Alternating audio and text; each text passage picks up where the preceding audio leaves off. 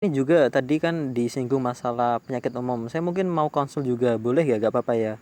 Eh, ya Bismillah ya, semoga saya bisa.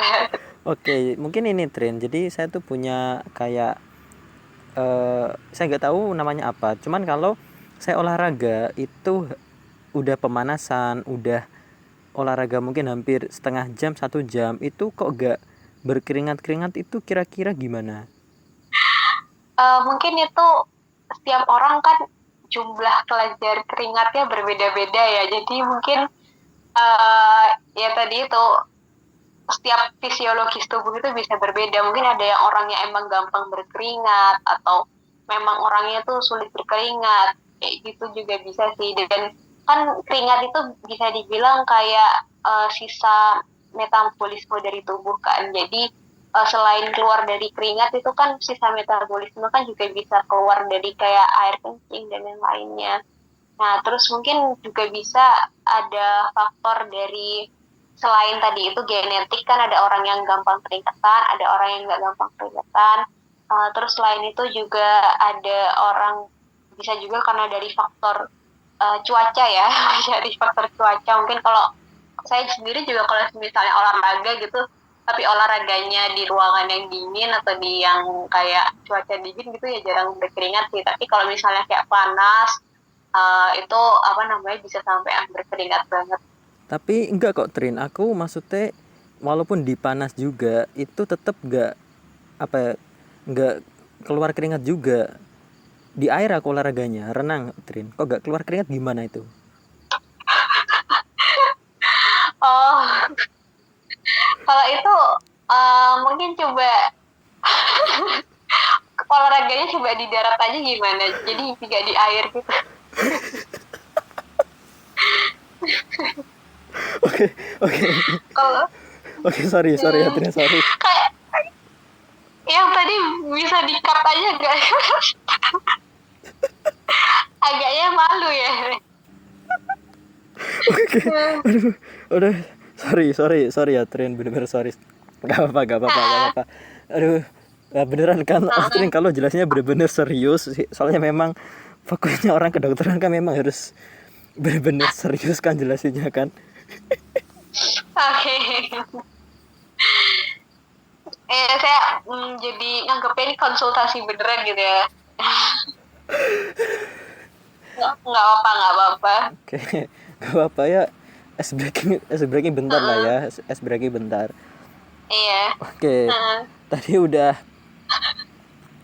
tadi udah belajar ternyata untuk kedokteran itu per blok bukan per SKS, dan per blok per bagian, semisal tangan juga ada apa, ada anatominya terus sama obatnya juga, dan pokoknya dibahas tuntas terkait masalah heeh, penyakit per bloknya gitu ya Trin.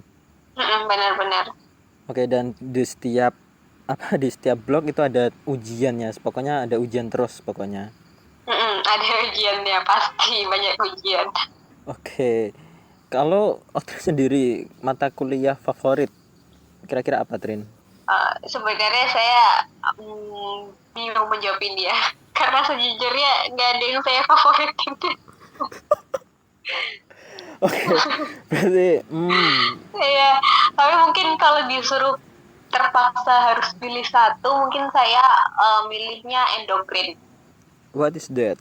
Endokrin itu kita mempelajarinya gampangannya kalau misalnya penyakit-penyakit itu kita kayak penyakitnya diabetes. Terus ya kayak gitu, penyakitnya diabetes kita pelajari ya tentang hormon-hormon gitu, endokrin itu hormon. Oh, berarti, oh, aku nangkep, berarti yang paling mudah dipelajarin maksudnya doktrin kan? Iya, soal itu sebenarnya bukan yang saya sukain ya, lebih ke gara-gara kan saya itu minatnya kok insya Allah kayak kedepannya saya itu bikinnya spesialis penyakit dalam kan. Nah, ya mengikuti orang tua sih. Nah, tapi di subspesialis penyakit dalam itu ada endokrin gitu, ada subspesialis penyakit dalam endokrin. Mohon maaf saya lagi batuk. Nah, itu yang saya makanya kenapa milih endokrin. Sebenarnya bukan karena matkulnya gampang sih, karena kalau misalnya ke depannya kayak relevan gitu dengan spesialis yang saya ingin. Oh gitu, amin amin, didoain ya teman-teman, moga-moga Iya, terrealisasi, amin. Nggak, amin. ya gak apa-apa dong kalau udah ada rencana fokus ke penyakit dalam. Iya, tapi masih belum tahu ya. Siapa tahu ntar kepinginnya berubah lagi. Kalau yang lawannya penyakit dalam berarti penyakit luar berarti ya kayak santet gitu ya. Iya, benar. Itu di apa ya, di Santai. ada mata kuliahnya nggak untuk ngadepin gitu? Kebetulan eh, masih belum ada sih. Mungkin nanti saya bisa coba itu ya, saranin gitu ya ke dokter-dokter itu, ke, ke fakultas gitu. Cuma kita ituin tentang ilmu santet. Oke, oke. Yang pun jujur agak bingung gimana cara menanggapi itu. Oke, nggak apa-apa Trin, nggak apa-apa, nggak apa-apa. Hmm. Oke, kemudian ini Trin, susahnya kalau yang Otrin rasain, kesusahannya apa selama kuliah di FK? Kalau kuliah FK itu pasti bisa dibilang emang banyak struggle-nya ya, banyak dukanya lah di kalau misalnya masih belajar gitu. Tapi bagaimanapun kan harus dinikmati. Nah, kalau saya sendiri susahnya itu yang pertama jadwalnya kita itu padat kuliahnya. Jadi kalau saya kan suka kayak tanya ke beberapa teman saya yang kayak fakultas lainnya kan, mereka jadwal kuliahnya tuh fleksibel gitu.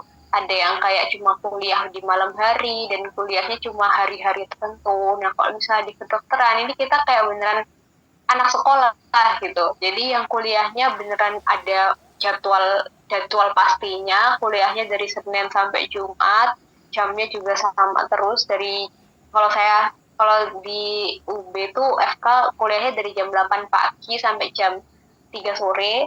Nah, jadi kayak setiap hari itu terus habis gitu malamnya pasti belajar karena kan ngulang materi kan. Jadi setiap hari itu pasti kan materinya kan banyak gitu.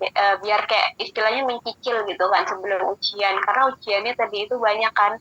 Jadi bisa aja tiba-tiba setiap minggu ada ujian.